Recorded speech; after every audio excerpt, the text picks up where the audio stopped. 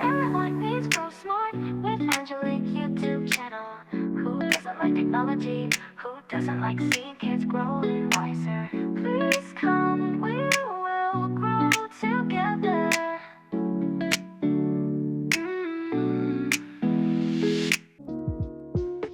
Hello everyone, thank you for coming back to this channel. Basically impamvu nje kubaganiriza cyangwa se topic mbazaniye uyu munsi nijyanye na budgeting. Mwanyumvishe neza, ni ijambo ryoroshye ryo mu cyongereza, harimo budget, murumvamo budget mu gifaransa. Rero ni ijambo rijyanye no kumenya guteganya uburyo buri bukoresha amafaranga yawe wabonye, either ku kwezi. Hari abantu binjiza amafaranga ku kwezi, abandi bakinjiza amafaranga buri munsi, hari abayinjiza nyine buri cyumweru, biterwa n'akazi kawe nyine ukuntu gateye.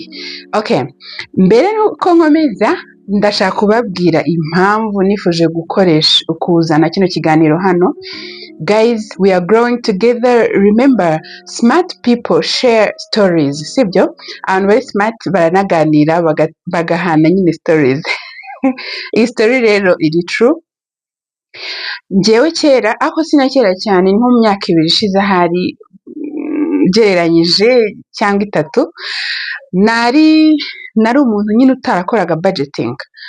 Ugasanga mpembwa nko ku itariki tuvuge 25. Murabizi ko company nyinshi zihemba abakozi bazo guhera ku itariki 25 kuzamura. Iyo barengeje bakabije wenda hari abageza mu ya mbere, ariko muri iyo range y'amatariki abantu baba bahembwa. Rero njyewe nashobora guhembwa ku itariki 25, ariko nagera ku itariki ya mbere, my dear, amafaranga yose akaba yose yanshiranye, noneho bigatuma mpora mu myenda. Kwa kurumva niba amafaranga ashize ku itariki ya mbere, se birumvikana ko hari yindi minsi igera mu yindi, tuvuge kugera ku yindi 25, urumva ni minsi yindi 25 udafite uko uri bubigenzemo. Wenda urisanga nta tike ufite kujyana ku kazi, wisanga udashobora gutega akamoto, reka da na bisi nayo utayafodinga, nubwo no gutega bisi muri Kigali bitoroshye. Neza wisange uri muri ba bantu babura itike yo kugira gute, yo kujyana ku kazi. Wenda umuntu ushobora kubura itike imujyana ahandi hantu, birumvikana niyo yayibura nta cyapfaga. Ahandi hantu mvuga ubwo ni gahunda wenda zidafite umumaro, ariko kubura itike kujyana mu kazi kugira ngo ubone andi mafaranga, urumva cyari ikibazo gikomeye. Byambayeho kenshi ntumutwe, struggling financially. Hari abantu inshuti zanjye wenda bari bwumve kino kiganiro barabizi, wasanga mba ndi kubandikira, wangurije 10,000, wangurije 5. Sorry, ntago njye mfite ubwoba bwo gusharing ino story, nta nubwo binteye isoni, ariko murabizi ko we actually grow.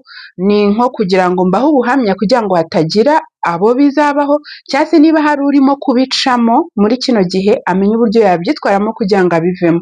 It was really hard for me. Byari ibintu bigoye, ari situation numva ndambiwe, numva bingoye. Noneho rero mbaza ngo byaje kugenda gute rero. Uko byaje komera, nafashe umwanzuro ndavuga nti I'm going to stick to my budget. Noneho nindangiza menye kubaho uko ndeshya.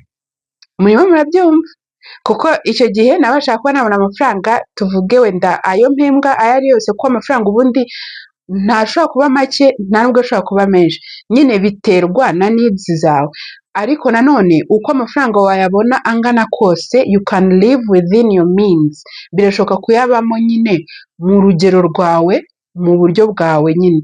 Hari umuvandimwe, hari inshuti yanjye twiganye kera, nawe okay, mutuye iyi video, nawe yari mubangiriye inama ko wasangaga nshaka guhaha ngaha ibintu birenze ubushobozi bwanjye, biri high level, nkakora stock nini ibyibushye, ukisanga ndi mu bintu byo kugura imyenda, urasohotse nyine utuntu tudafite agaciro, none ukisanga amafaranga nahembwe ntisanga amafaranga nahembwe yose mise nyamara before even ibaze ku itariki ya mbere. Byari ibintu bibabaje. Rero niyo mpamvu nifuje kubasangiza urugendo kugira ngo dukurane, let's grow together. Niba hari umuntu uri guca muri ibyo bihe, iyi video ni iyawe. Iyi video igenewe abakozi bose muri rusange, abantu bakuru, ababyeyi muri rusange, umuntu wese ubasha kwinjiza amafaranga ayo ari yo yose. Whoever has an income, iyi video iramureba. Rero ndabararikira gukurikira. Mbere na mbere ngiye kubasangiza the reasons why we need to budget. Umuntu ashobora kwibaza uko ni akazi kavunanye, my dear, cause ibaze hari igihe ufite amafaranga ariko how you are budgeting ukabona nyine ntago bikwira, ukabona ufite needs nyinshi ziri hejuru kurusha amafaranga winjiza, buri gihe ugasanga biragoye cyane. Nyuma yo kureba reasons, impamvu tugomba gukora budgeting, nyuma yaho turaza kwiga ukuntu bayikora using technology. Ndabereka ukuntu mbikora muri Excel sheet. Umuntu w'ibwifuza iriya template ya Excel naba ndi gukora ndaza nkoresha, naza no kumuha link akaba yaza kuyikoresha, ndaza kwilinkinga in the description hano hasi. Hanyuma bantu beza, tubeho ubuzima butarimo stress, butarimo akajagari. Yego, kadukomeze rero tujye kurebera hamwe why do we have to budget. Why do we have to budget? You will budget because you need to live within your means. Nukuri ukwiye gukora budgeting kugira ngo ubashe kubaho bijyanye nuko nyine winjiza. Nta bantu bose bagira means zimwe, my lord. Umwe ashobora kuba ahembwa miliyoni 10, undi ahembwa ibihumbi 100. That's reality. Uw'ibihumbi 100 rero ntago azajya kwiba, nta nubwo azahora mu myenda, nta nubwo azahora atongana n'abantu, ahorana agakayi kuri boutique. Ibyo byose bisaba ko umenya ukuntu wa budgetinga ukabaho bijyanye n'ubuzima bwawe, nyine bijyanye n'uko winjiza, ukabaho nyine nk'umuntu uhembwa ibihumbi 100, ureke kubaho nk'umuntu uhembwa miliyoni, sibyo? Dukomeze. Reason number 2, nanone bizagufasha kumenya amafaranga yanjye ajya mu biki, amafaranga yanjye ajya he. Reka mbwize ukuri, muri icyo gihe ngewe iyo nabaga ndi nayabuze nyine yashize, umuntu yashobora kumbaza sejo bundi nagwaye wenda 200,000, let's say sejo bundi wari ufite amafaranga 200,000 wayashyize. Nkatekereza, nkazunguza umutwe, umva nkayishara hamwe, nkagerageza kwandika,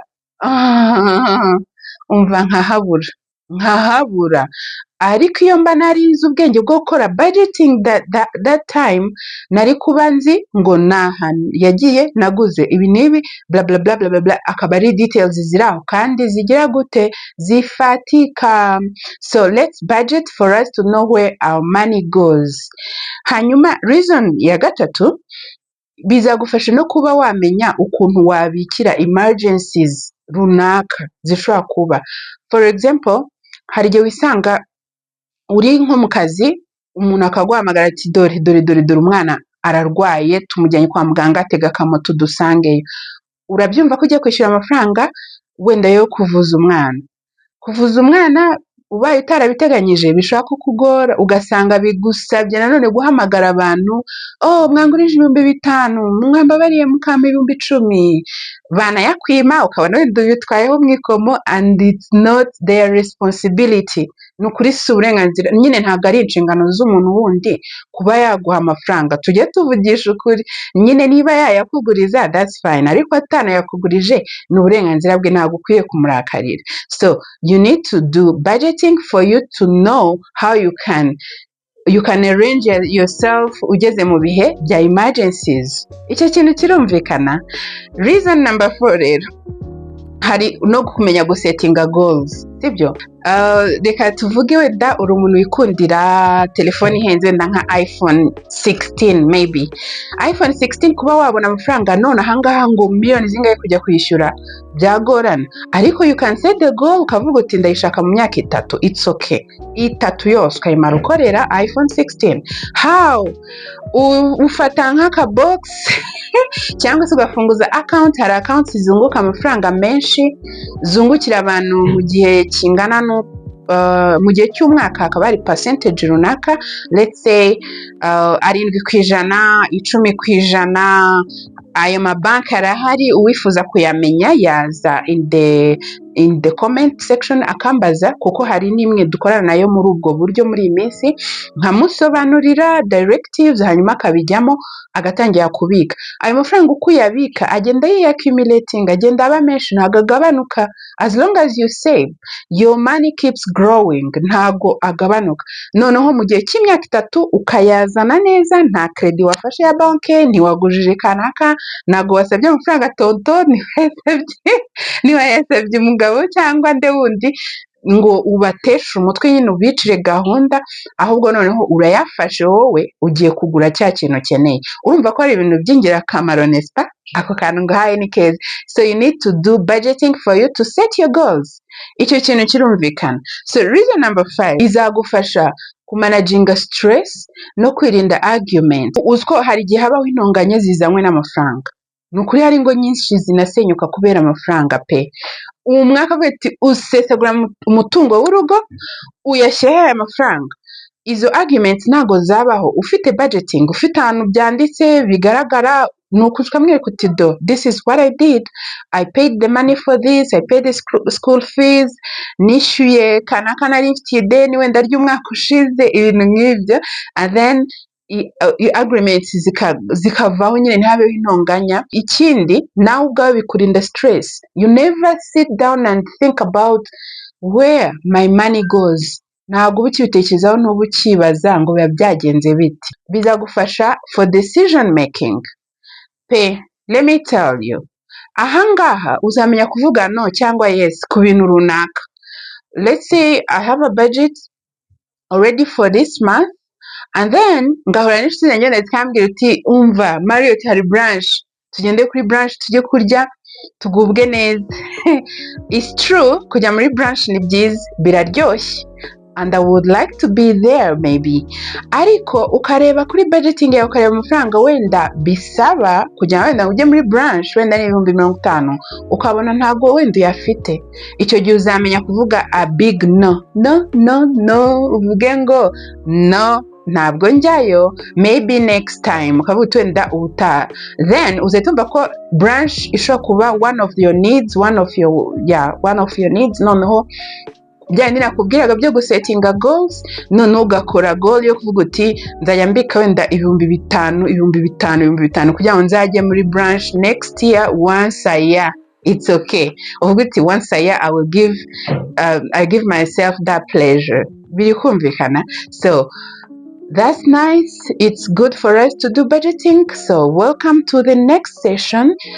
Iraba iyi ngufiya muhumure turabyihutisha. Iyo ngiye kubereka iri very simple, buri wese yayikora, n'umwana wiga P6 yayikora, everyone can do it. So come, ngiye kurecordinga my screen mbereka ukuntu ngewe nkora budgeting every month. Nkora iy'ukwezi kumwe. Hari abantu bakora budgeting nyine y'umwaka tu, ku buryo ahita agena budget y'umwaka wose 12 months ako kanya. But for me, I do it every month. Nkaba nzi ngo every month I save this amount of money, every month I pay this, every month I do this and this. Nibyo ngiye kubereka in details. So feel free to ask a question. Ikibazo icyo ari cyo cyose wabaza, ibibazo biri welcome. Mubibarize hano muri comment section. Please ask question. Ikibazo icyo ari cyo cyose ku byo navugiye hano, and then nzabasubiza. Nsubiza vuba vuba ntabwo natinda, ndasubiza hanyuma dukomeze dukorane. Grow smart with Angelique. Bye bye, I love you. Nk'uko nabibemereye rero, reka dutangire mbere ukuntu nkora budgeting ya buri kwezi. Muraza gutangazwa n'ukuntu ari ibintu byoroshye cyane, nta kigoye na gitoya kirimo. So njyewe nkoresha Google Excel ya Google nyine, kuko ntabwo iri built in, ntabwo yo iri muri machine nyine kwa kundi bayinstalingamo. Umuntu waba ukeneye ubufasha bw'uburyo binstallinga Excel muri machine, please wambwira muri comment section, nkazabereka ukuntu babikoresha. So hano urana ko nafunguye, wait.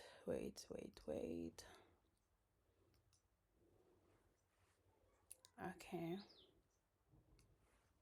wait a little bit. oya.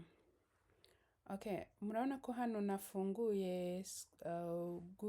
nafunguye Chrome yanjye. Chrome ni browser isanzwe. Hano rero ngiye kugenda gukoresha Google Sheets. Hano haba hari Sheets, iyo ukanze aha ngaha uza kuri Sheets, irimo irafunguka.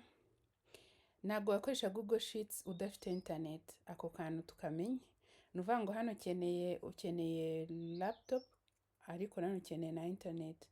So hano ndakanda kuri blank spreadsheet. Okay. Njye nahisemo gukorera budgeting kuri machine, kubera ko kuyikorera kuri telefone byagorana, ariko smartphones nazo zigira sheets. Ushobora kudownloadinga app ya Google Sheets, none ukayishyira kuri telefone yawe akaba ariho wabikorera, nabyo birashoboka. So mbere na mbere hano turandika title y'ikintu dushaka, ariko reka mbanze nyite n'izina. Monthly, ndimo ndayita monthly budgeting. Monthly budgeting, umwaka ni 2025. Iri niryo zina ndihaye. So title hano ndandika monthly budget. Yego. Monthly budget. Yego. Title kanyigiremo nini ho gatoya. I like it when it's somehow big. Let me put it at 14. Hanyuma nyihindure bold, biba ibintu nyine bigaragara gasa neza. Okay.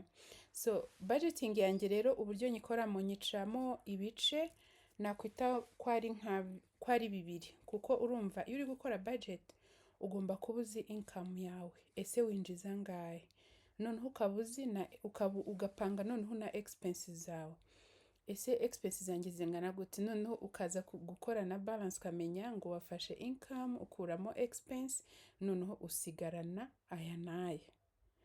Okay. Kubivuga mu Kinyarwanda neza, nuvuga ngo hari amafaranga uba winjije, ayo niyo bita income.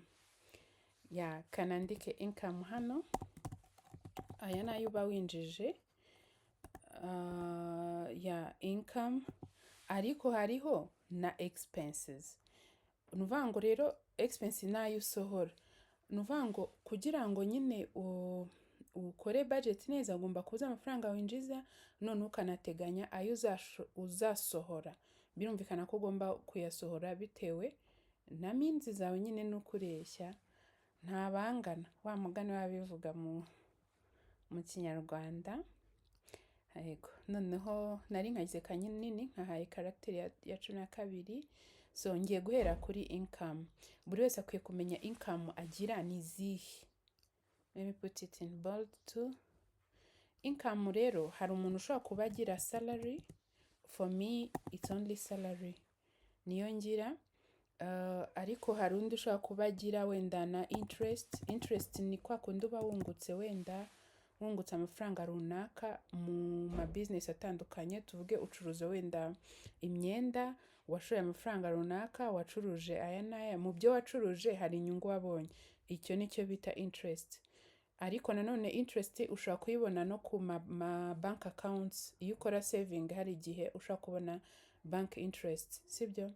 Noneho hari n'izindi income wenda ushobora kugira, zose wazitondesha umurongo hano. So for me ndagumana salary, ndaza gukoresha salary gusa. Interest nzajya nyishyiraho ari nka budget ya nyuma y'umwaka, bitewe nuko wenda hari banki twakoranye ikaba yanyungukiye, cyangwa akaba hari nk'ikindi kintu nakoze cyinjiza amafaranga. So after this noneho ngiye kureba, ngeze kuri expenses. Izi expenses rero nanjye nazigabanyijejemo kabiri, kuko hari expense nakwita ko ziba ziri fixed, za expense uhora wishyura buri munsi, buri kwezi.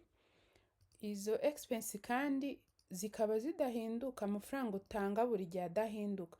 For example, ushobora kuba wishyura rent murabizi ko ari gakeya ba nyir'amazu nyine bagenda bongeresha abantu amafaranga, ni gakeya nyine babikora, sibyo? hari igihe uba usanga wenda inzu ukodesha ari 200,000 ukaba wamara nk'umwaka bataraguhindurira ngo bagushyire ku yandi ngo bakongeze cyangwa bakugabanyishe, sibyo? So hano ushaka gushyiraho rent.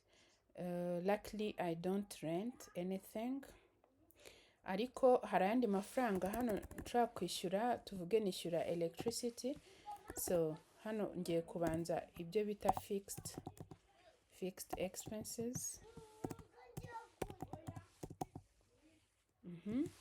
Fixed expenses ni za expenses zidahinduka, amafaranga ahora ari amwe uhora wishyura. Urugero hano harimo security, umutekano wa hano tuwishyura 1,000 ntajya ahinduka. Urumva? Nshaka kwisanga ngewe ku bwanjye nishyura electricity bill. Electricity,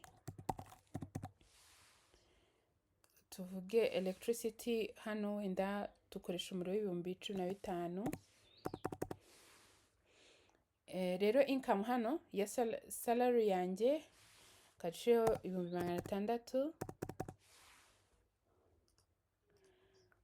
So hari akantu ngiye gukora hano, bene iyi mibare mba nshaka ko igaragara harimo kwa kundi haba harimo akavirgire mo hagati, uraza ukabihindura hano. Ahangaha hari 1 2 3, noneho ugahita ukanda hano kuri number. Urabona ko haje amazero 2, aya simba nyashaka, ngahita nkanda ahangaha, nkakandaho 1 2. Urabona ko noneho isigaye ibara inyereka umubare. Sinzi niba bino bintu mubibona neza, habaye hari abatabibona. Okay, ariko biragaragara neza, I think. Good. So hano ni 1,015 electricity. Izindi fixed expense ngira ni tike nkoresha kenshi. Tike irahinduka, kuko hari umumotari uguca makeya undi akaguhenda, nubwo mfite ayo ntashobora kujya munsi nayo ntashobora kujya hejuru. Okay, good. Hano izindi fixed expenses harimo school fees nayo ntabwo ihinduka nka buri kwezi, bashobora kwihindura nka rimwe wenda mu bihe runaka. Tuvuge ko school fees hano nishyura wenda 150. Alright, good. Noneho izi ni fixed expenses. Tujye noneho ku zindi zindi zitari fixed, zigenda zihindagurika. So izo expenses zo ushaka kuzita ko ziba ziri flexible. Ni ibintu nyine izi ziri flexible, ni kwa kundi uba ushaka kuvuga uti ndabihindura mbigire ibi n'ibi. Flexible expenses. Urugero tuvuge wenda food. Niba mpaha ibyo kurya ku kwezi tugakoresha wenda 120, muri ukwezi gutaha nshobora kuvuga nti no reka nzagabanye nziyaranje mu 100 kandi bizavemo. Urumva ko biri flexible, harimo flexibility. So kanshyire wenda 100, sibyo? And then nyuma ya food ikindi kintu kiba kiri flexible ni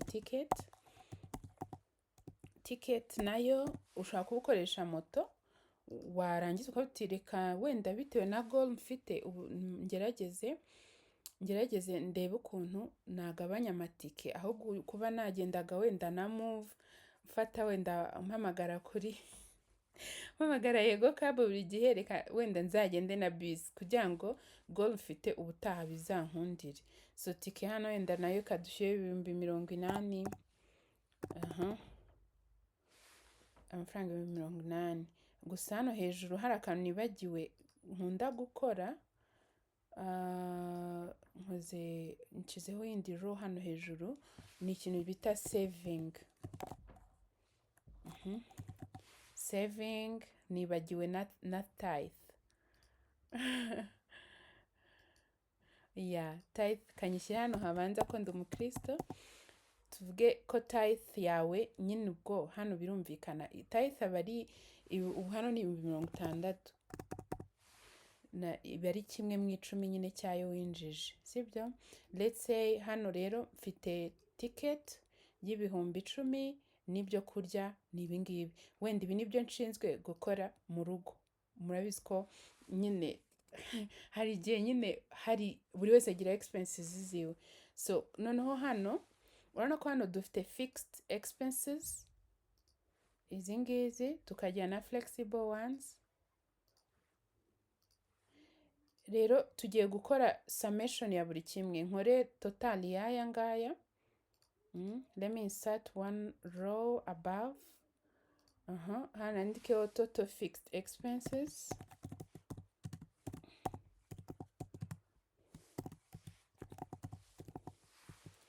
Iyi total fixed expenses birumvikana ko nyine ni igiteranyo cya yose. So katuvuge hano saving, ko wenda savinga 40k buri kwezi. Ubusanzwe ubwo hano buri wese murabizi agira expenses ziwe. Hari wowe uzagenda ushyiraho urutonde rwose rw'ama expenses ugira, hano ushyiraho income zawe zose ugira. Ubwo ndi kugenda mbaha like a formula, and then hano katurebe summation. Hano ushatse wandika iko, dore bitabikoreka. Urabona ko hano bibaye 266, sibyo? Ubu iki ni igiteranyo cy'amafaranga yose nkoresha. Ni igiteranyo cy'amafaranga yose nkoresha kuri fixed expenses, sibyo? 266 yuzuye. Noneho tugiye gukora summation total y'aya ngaya. Ahangaha biba bihwanye n'aya ngaya nyine. Mbona ko ari 180. Total flexible expenses, sibyo?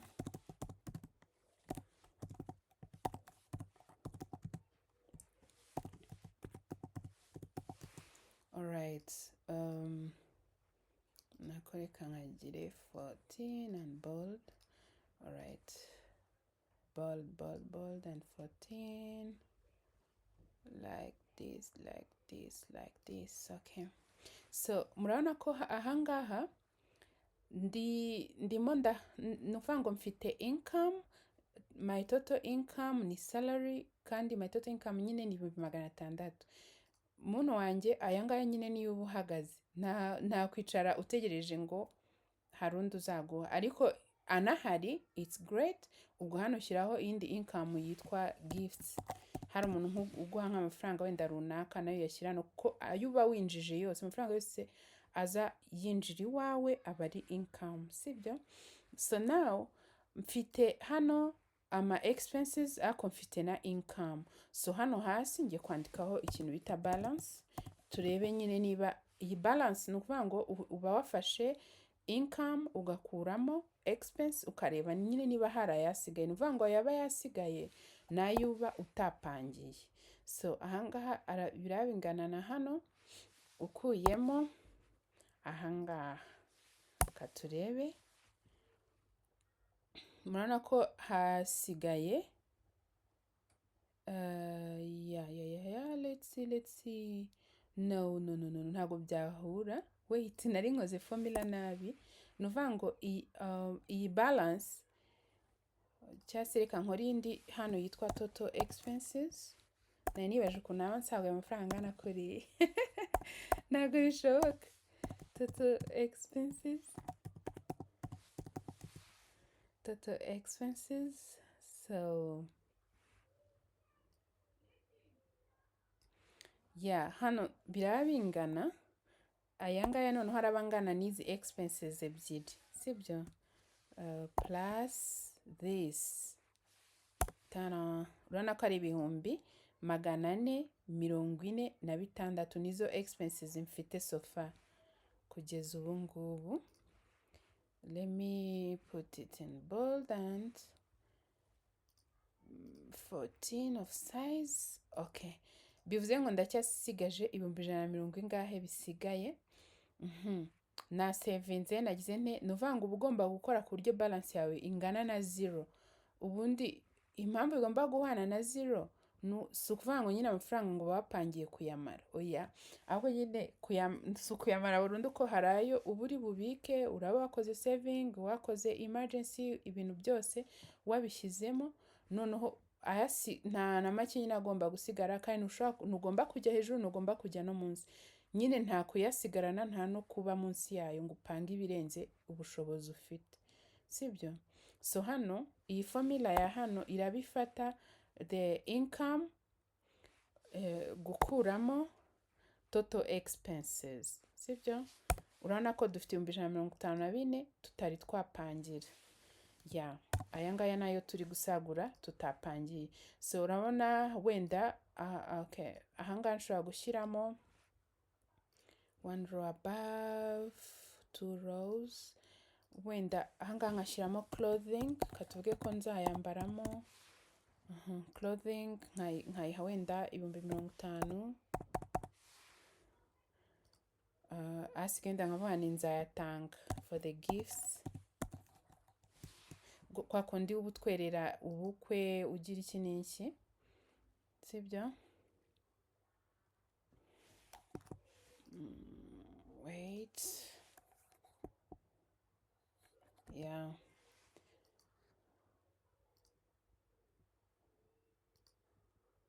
the total expenses,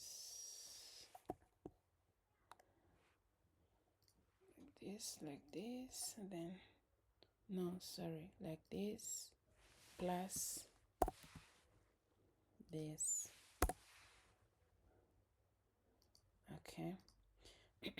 Wenda hano tuvuge ko ari 104. Balance ikaba ari 0.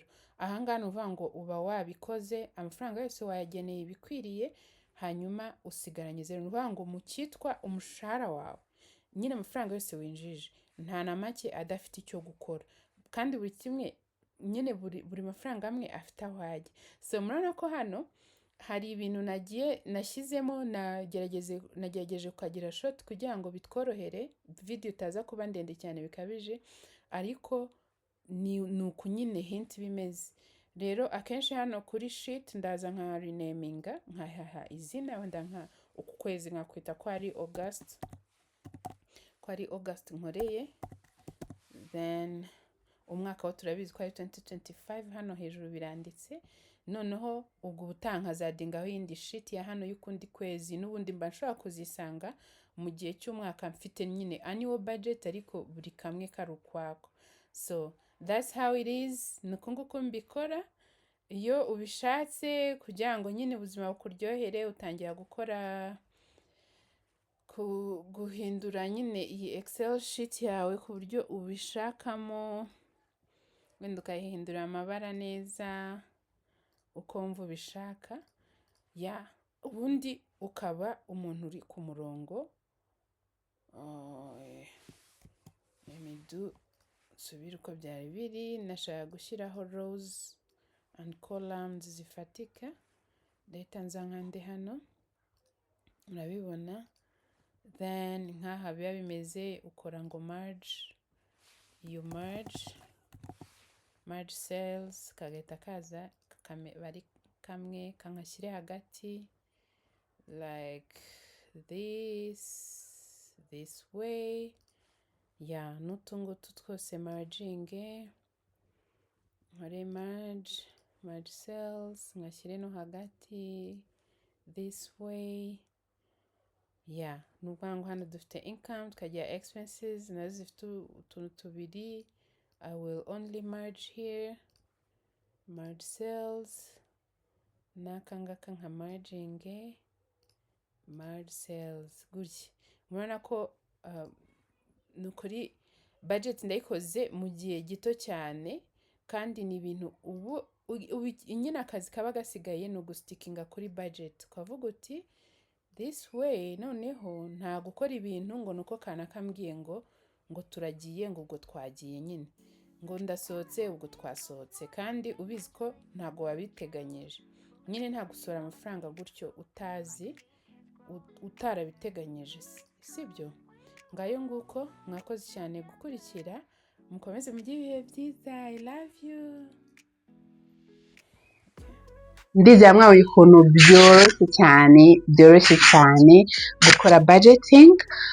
Ndizera nta muntu uzongera gustrugglinga financially kubera ko amafaranga yamanaginze nabi.